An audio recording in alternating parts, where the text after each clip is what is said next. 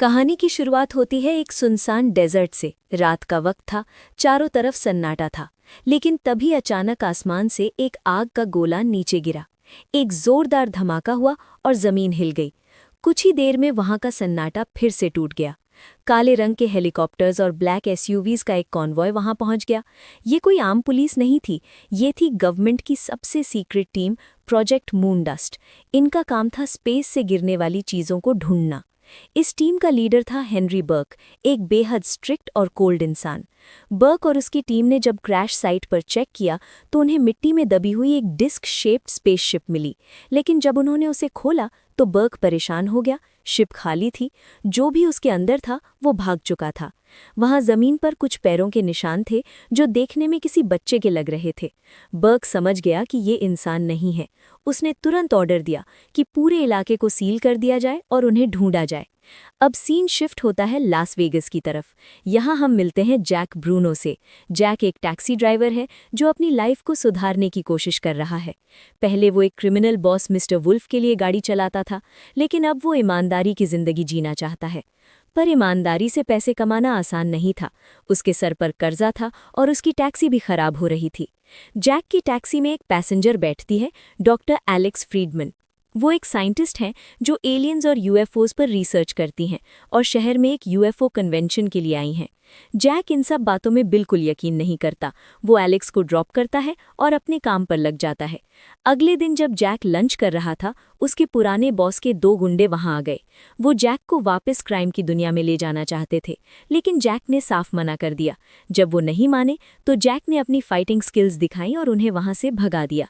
Jack जल्दी से अपनी टैक्सी में बैठा ताकि वो वहां से निकल सके। जैसे ही जैक ने गाड़ी भगाई, उसकी नज़र रियरव्यू मिरर पर गई और वो शॉक हो गया। उसकी बैक सीट पर 2 टीनेजर्स बैठे थे, एक लड़का और एक लड़की। वो अचानक कहाँ से आए जैक को पता ही नहीं चला। उनके बात करने का तरीका थोड़ा अजीब था, जैसे वो कोई किताब पढ़ रहे हों। लड़के का नाम सेथ था और लड़की का नाम सारा। उन्होंने जैक को बताया कि उन्हें डेजर्ट में एक स्पेसिफिक जगह पर जाना है और बदले में उन्होंने जैक को कैश का एक मोटा बंडल दिखाया, पूरे $15,000। जैक को लगा ये बच्चे घर से भागे हुए हैं, पर उसे पैसों की सख्त ज़रूरत थी, इसलिए वो मान गया। जैसे ही वो शहर से बाहर निकले, बर्क की टीम ने उन्हें ढूंढ लिया। ब्लैक एसयूवीज उनका पीछा करने लगी। जैक को लगा कि ये उसके पुराने बॉस के गुंडे हैं, इसलिए उसने अपनी ड्राइविंग स्किल्स दिखाई और एक हाई स्पीड चेस शुरू हो गई। इस चेस के दौरान कुछ ऐसा हुआ जिसने जैक का दिमाग हिला दिया।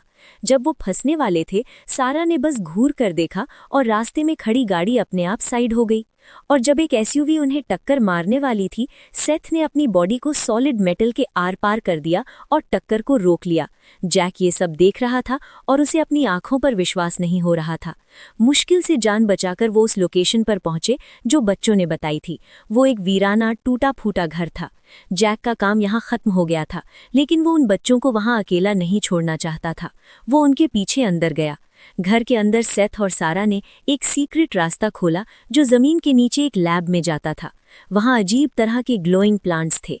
सारा ने बताया कि ये लैब उनके पेरेंट्स ने बनाई थी और वो यहाँ एक डिवाइस लेने आए हैं। तभी वहाँ एक बहुत बड़ा धमाका हुआ। एक आर्मर्ड एलियन, जिसे साइफन कहते हैं, वहाँ आ गया। ये एक किलर था जो सेथ और सारा को मारने आया था।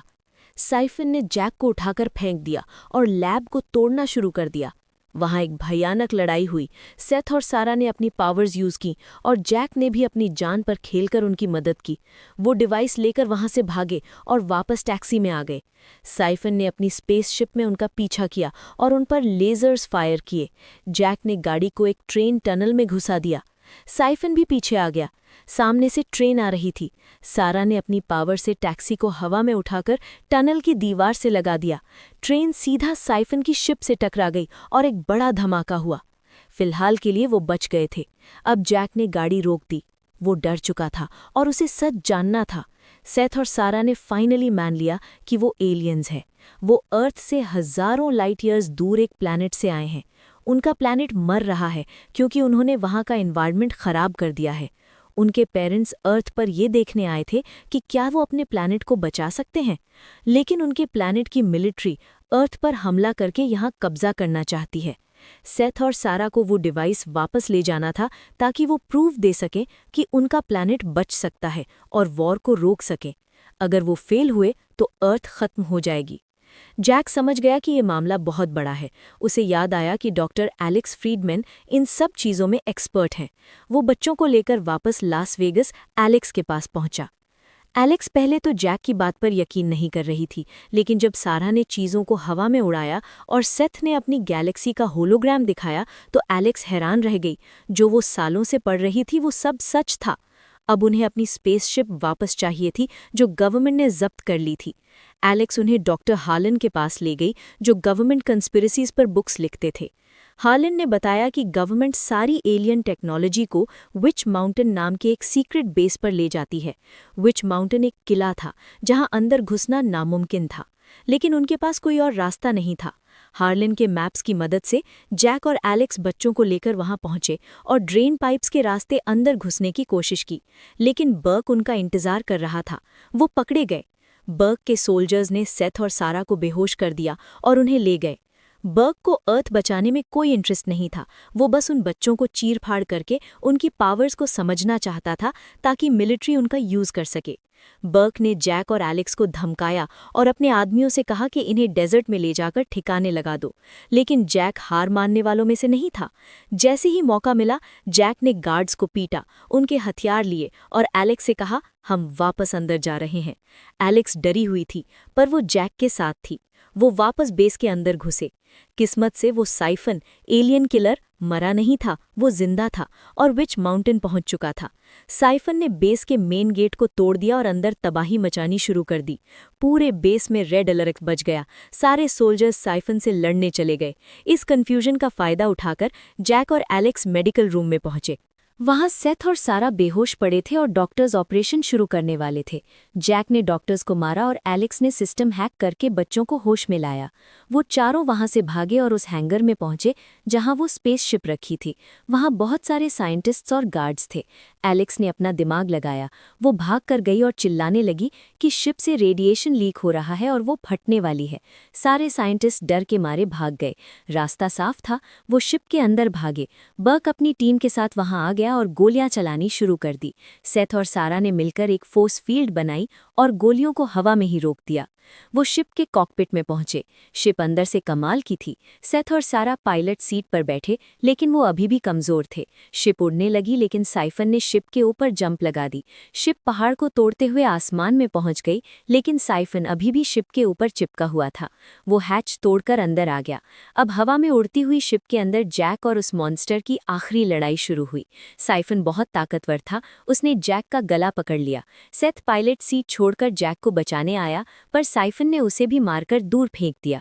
जैक ने देखा कि शिप का दरवाजा खुला है और नीचे हजारों फीट की गहराई है। जैक ने वहां रखा एक फायर एक्सटिंग्विशर उठाया और साइफन के मुंह पर स्प्रे कर दिया ताकि उसे दिखाई न दे। फिर जैक ने पूरी ताकत से उसे लात मारी। साइफन शिप से बाहर गिरा और सीधा शिप के इंजन्स में जाकर जलकर राख हो गया। खतरा टल चुका था। सेथ और सारा शिप को स्पेस में ले गए। अर्थ ऊपर से बहुत खूबसूरत दिख रही थी। उन्होंने जैक और एलेक्स को बताया कि अब उन्हें जाना होगा। उनके पास वो डेटा है जिससे वो अपनी दुनिया बचा सकते हैं। वो अलविदा कहने के लिए एक सुनसान जगह पर उतरे। सारा ने जैक को गले लगाया। जैक, जो कहानी की शुरुआत में सिर्फ पैसे कमाना चाहता था, अब इन बच्चों के लिए बाप जैसा फील कर रहा था। सारा ने जैक को एक छोटा सा डिवाइस दिया और कहा, जब तक ये तुम्हारे पास है हम तुम्हें ढूंढ लेंगे। सेथ ने भी जैक का शुक्रिया अदा किया। आंखों में आंसू लिए जैक और एलेक्स ने उन्हें जाते हुए देखा। शिप नीलो रोशनी के साथ आसमान की तरफ उड़ी और तारों में कहीं खो गई। कुछ हफ्ते बाद की बात है। जैक की जिंदगी अब पहले जैसी नहीं थी। जैक और एलेक्स ने मिलकर एक किताब लिखी अपनी इस एडवेंचर पर, जो बेस्ट सेलर बन गई। वो दोनों अब फेमस हो चुके थे और दुनिया को सच बता रहे थे। जैक ने उन पैसों से अपनी सपनों की गाड़ी खरीदी, एक क्लासिक फोर्ड मस्टैंग। वो गाड़ी लेकर एलेक्स के पास पहुंचा। जैक ने गाड़ी की स्पीड बढ़ाई। कहानी यहाँ खत्म होती है।